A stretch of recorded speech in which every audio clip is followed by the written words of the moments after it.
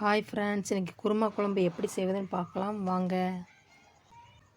Cooker எடுத்து 2 spoon தண்ணி சேர்த்துக்கோங்க.